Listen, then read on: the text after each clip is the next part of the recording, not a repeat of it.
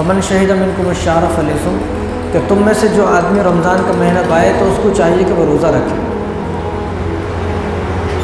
ومن کان مریضا او علی سفر، لیکن دو آدمیوں کو روزہ رکھنا معاف ہے۔ ایک جو آدمی مریض ہو، اتنا بیمار کہ روزہ رکھے تو ہلاک ہو جائے، یا کوئی آدمی سفر میں ہو، تو ان دو آدمیوں کو معاف ہے۔ لیکن پھر یہ جب بعد میں مسافر اپنے گھر پر آ جائے گا، مقیم بن جائے گا اور بیمار صحت مند ہو جائے گا، تندرست ہو جائے گا، تو بعد میں روزے کی قضا کرے گا۔ لیکن فی الحال ان دو آدمیوں کو روزہ رکھنا معاف ہے اور کسی کو معاف نہیں ہے۔ لیکن اب تو یہ دیکھا جا رہا ہے کہ نوجوان ہٹا کھٹا نوجوان ہے اور خوبصورت ہے، انہیں 6 پیکس بنائے ہوئے، لیکن روزہ رکھنے کو تیار نہیں ہے۔ کیوں؟ اب جو آدمی رمضان کا مہینہ چلنے کے باوجود بھی آدمی روزہ نہیں رکھے تو سوچ لے کہ میرا اللہ مجھ سے ناراض ہے۔ یہ اللہ کی راضی اور ناراض ہونے کی سب سے بڑی علامت ہے۔ اور روزہ اور تراویح جنت کے ٹکٹ ہے۔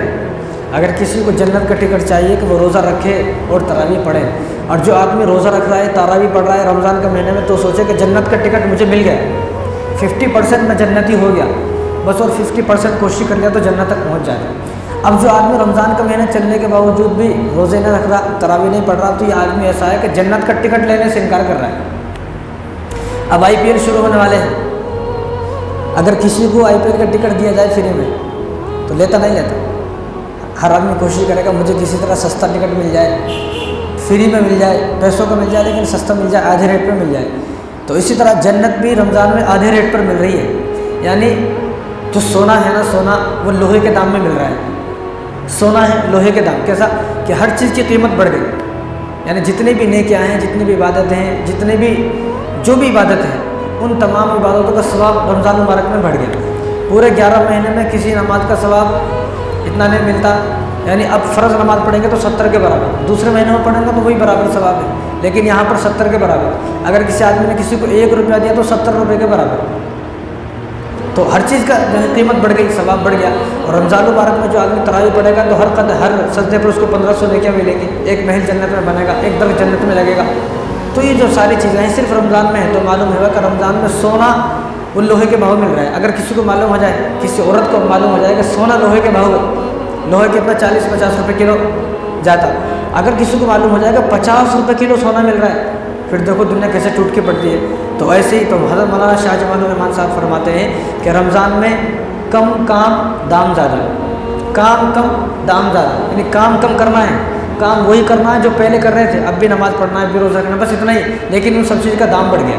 کیونکہ جو آدمی روزہ رکھے گا تو من صام رمضان ایمانا واحتسابا غفر له ما تقدم من ذنبه، کہ جو آدمی ایک روزہ رکھ لے تو ایک روزے کی برکت یہ ہے کہ اللہ تبارک و تعالیٰ اس کے پچھلے سارے گناہوں کو معاف فرما دیتے ہیں۔ لیکن آج کل کیا ہے، روزہ رکھنے کو بوجھ سمجھ رہے آدمی، لیکن روزے کی حقیقت جب معلوم ہوگی تو کتنے مالداروں کو دیکھیں، ہزاروں ایسے مالدار ہیں جن کے پاس کھانے کی کمی نہیں ہے، بھرپور کھانا موجود ہے، بھرپور ان کے بینکوں میں پیسے ہیں، لیکن وہ اپنی مرضی کا نہیں کھا سکتے، جو ان کا دل چاہتا ہے وہ نہیں کھا سکتے۔ آپ ہسٹری اٹھا کر دیکھیں تو پتہ چلے گا، بڑے بڑے لوگ ہندوستان میں جن کا بڑا بڑا نام ہے، جو ارب پتی لوگ ہیں، لیکن وہ کھانا ڈاکٹر کی مرضی سے کھاتے ہیں، اپنی مرضی سے نہیں کھا سکتے۔ تو ہمارا کہنا کیا ہے کہ تم ایک مہینہ اللہ کی مرضی کی زندگی گزارو اور پھر پورے 11 مہینے اپنی مرضی کے مطابق کھاؤ۔ اب جو اس مہینے میں اپنی مرضی کے مطابق کھائے گا تو وہ 11 مہینے میں پھر ڈاکٹر کی مرضی کے مطابق کھائے گا، اپنی مرضی کے مطابق نہیں کھائے گا۔ تو اس ایک مہینے میں اللہ کی مرضی کے مطابق بن جائے، پھر اللہ 11 مہینے میں آپ کو اپنی مرضی کے مطابق کھلائیں گے۔ ورنہ کتنے مالدار جن کے پاس پیسے بھرے ہوئے ہیں اور جن کے پاس اناج چاول اور سارا ان کے پاس بادام اخروٹ بھرے ہوئے گھر میں، لیکن انہیں بیچارہ کھا نہیں سکتا ہے۔ انہیں صبح اٹھتا تو ایک بریڈ لیتا ہے، بریڈ کے اوپر جیم لگا کے بس یہ کھاتا ہے۔ دیکھ لیں ہسٹری اٹھا کر آپ بڑے بڑے لوگوں کی۔ تو ہم خوش نصیب لوگ ہیں کہ ہم ایسی بیماریوں سے پاک ہیں۔ کیوں؟ کیونکہ رمضان اس کا مطلب کیا ہے؟ جل جانا۔ جس طرح ایک لکڑی کو آگ میں ڈال دے تو لکڑی ختم، اس طرح رمضان میں بھی اللہ آدمی کے گناہوں کو جلاتے ہیں، گناہوں سے پاک فرماتے ہیں۔ جب آدمی روزہ رکھے گا، بھوکا رہے گا، بھوکا آدمی تھوڑی گناہ کرے گا۔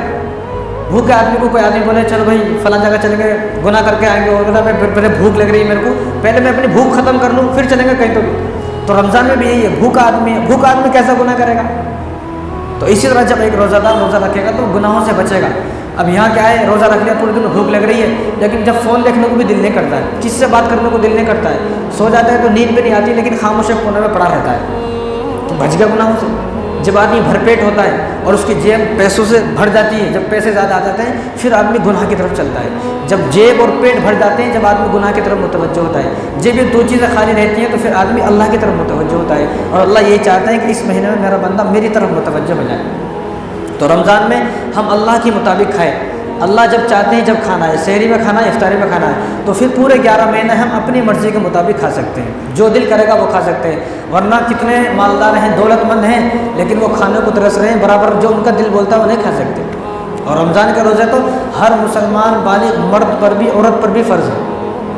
بعض عورتوں کا کہنا ہے کہ ہمارے اوپر روزے فرض نہیں ہے، پھر کھانا کہیں کو کھا رہے، کھانا بھی نہیں کھانا، یہ بولتا ہے نا بھائی جو کھانا ہے وہ صرف مردوں کے واسطے ہے۔ پھر عید کی شاپنگ بھی نہیں کرنا رمضان میں، وہ عید کی شاپنگ صرف مردوں کے واسطے، عورتوں کے واسطے نہیں ہے۔ دین کی جتنی بھی چیزیں ہیں وہ ساری عورتوں کے واسطے بھی ہے، مرد کے واسطے بھی ہے۔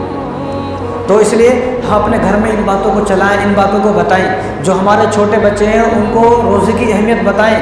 صحابہ کا حال یہ تھا کہ چھوٹے بچے، دودھ پینے والا بچہ 1 سال کا، تو اس کو دودھ نہیں پلاتے تھے افطاری کے وقت، ان کے لیے لکڑی وہ مٹی کے کھلونے بناتے تھے، مٹی کے کھلونے بنا کر ان کو دے دے بھائی تو کھلونے سے کھیل لے، افطار کا جب وقت ہو جائے گا جب اس کی والدہ اس کو دودھ پلائے گی۔ اس لیے ہمارے اکابرین، ہمارے بزرگ علماء فرماتے ہیں کہ اپنے بچوں کو پانی کا روزہ رکھوائیں۔ پانی کا روزہ کیا مطلب کہ بچے کو بولتے آج تیرا روزہ ہے پانی کا، کیا مطلب یہ ہے کہ تو صرف پورا دن پانی پیے گا، کچھ کھائے گا نہیں، تو اس کو عادت ہوگی۔ اگر پھر تھوڑا بڑا بچہ ہو جائے تو گھنٹے 2 گھنٹے کا روزہ رکھائیں بھائی، دن میں تیرے 3 روزے ہیں، 30 روزے ہمارے ہیں، اس کو مہینے میں 90 روزے ہوتے، کچھ تو بھی اس کو ثواب ملتا۔ اگر ثواب تو ملے گا ہی، اس کو پریکٹس ہوگی، عادت ہوگی۔ یہاں بچہ روزہ رکھنا چاہتا ہے، بچہ چاہ رہا ہے میں روزہ رکھوں، لیکن والد صاحب اور والدہ دونوں منع کرتے ہیں نہیں روزہ رکھنا، کہیں کو انہیں اس لیے منع کرتے ہیں کہ انہیں روزہ رکھے گا تو ہماری پول بھی کھلے گی، کیونکہ خود روزہ نہیں رکھتا ہے۔ جو آدمی خود روزہ نہیں رکھتا ہے وہ یہ نہیں چاہتا کہ میرا بیٹا بھی روزہ رکھے۔ جو آدمی خود روزہ رکھتا ہے تو اس کی تمنا یہ ہوتی ہے کہ میرا بیٹا بڑا ہو گیا، یہ بھی روزہ رکھے۔ تو بچے کے روزہ نہ رکھنے کی وجہ یہ ہے کہ والد صاحب خود نہیں روزہ رکھ رہے، تو اپنے بچوں کو یہ بات بتائیں، اپنے گھر میں روزے کی اہمیت بتائیں کہ بیٹا ایک روزہ رکھنے سے آدمی کے سارے گناہ معاف ہو جاتے ہیں، آدمی اللہ کے قریب ہوتا ہے، جنت ملتی ہے، جہنم سے بچتا ہے۔